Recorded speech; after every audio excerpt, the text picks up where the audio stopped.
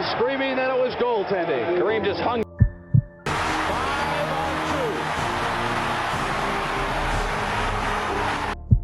They're saying Green didn't hit the ball, and it belongs to the Lakers. Here it is again. Look. No excuse for that.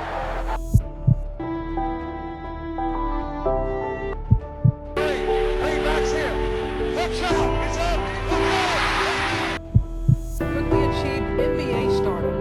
He led the Bucks to the title in 1971 in just their third.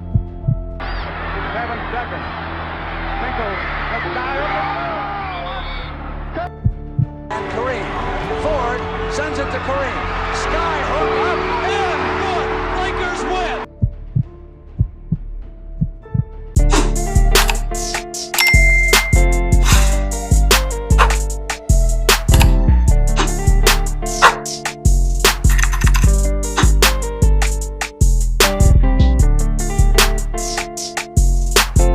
She got a thing for Chanel vintage that dropped before she could speak English.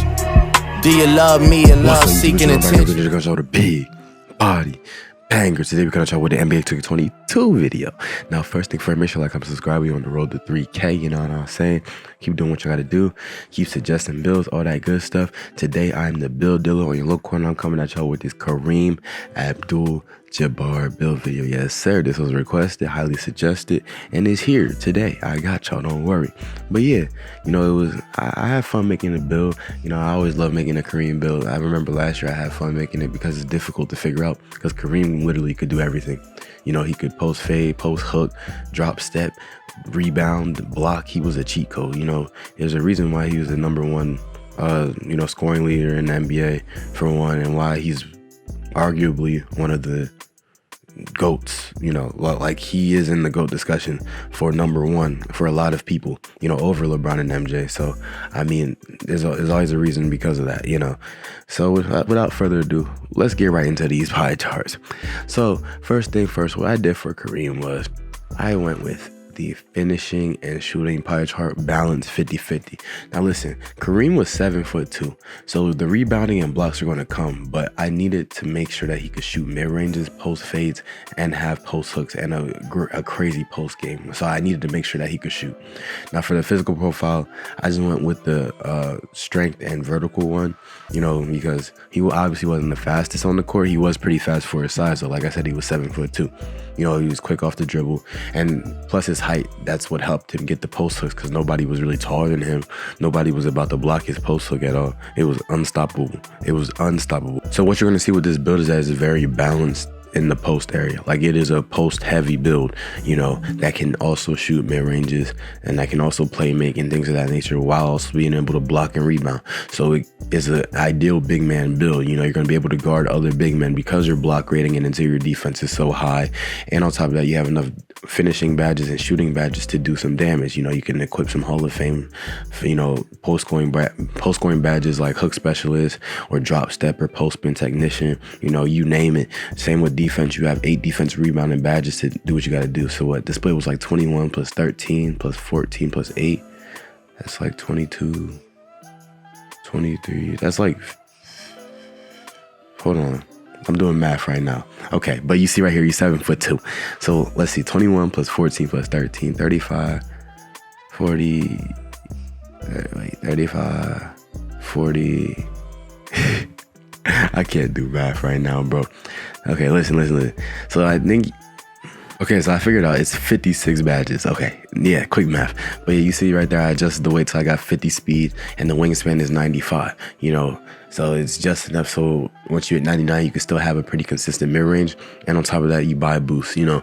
But the highlight of it is that it can post fade, post hook, drop step, and play defense. So you see right there, obviously I'm going with the post scoring takeover. You know, the shades of, I don't really care about it in this one, because I know they weren't going to give me Kareem. You know, it's very hard to get Kareem, you know, with the actual Kareem type of build, because Kareem has to have shooting in this build, you know, at least in current gen, because there's not too much freedom, you know. Like I said earlier, Kareem could shoot mid ranges, he could shoot post hooks, he could shoot post fades. He was pretty much deadly when it came to all that in the post. You know, he mastered his craft when it came to the post game. You know, him and Hakeem had the best post game of all time. You know, and Shaq obviously has the most dominant post game of all time. But you know, like, it's forgotten that Kareem was such an amazing scorer. Like, we see that he was leading in points, in the all-time points, but we don't see that he could do more than just drive and dunk. And that's the stigma with a lot of big men from the past. We always think, oh, all they could do is drive and dunk. No, like Patrick Ewing could shoot, you know, like Wilt Chamberlain could shoot, Kareem could shoot, Hakeem can shoot. You know, that's what separates some of these amazing big men. Like, imagine if Shaq had a mid-range.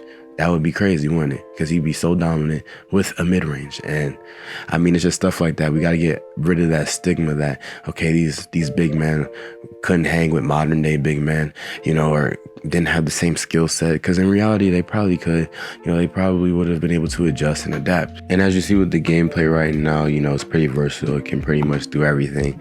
You know, I'm getting these blocks. I'm getting these post hooks, these post fades over these defenders. You see right there, I missed, obviously. But I mean, it is what it is. They're double teaming me.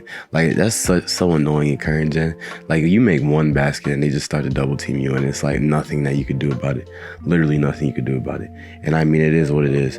But at this point, it's like, I just got to get a bucket with the build. And when you see with the build, you can get a bucket at will, honestly. You know, you're 7'2". Nobody else can match up with you on the court at all. By any means, nobody can match up with you. You know, they're going to be struggling just off you being 7'2". Obviously, it's a little bit slow. So I would recommend, like, if you're going to use it, use it in like threes or whatever. Don't use it in two. I mean, not in threes. Don't use it in threes. Use it in twos.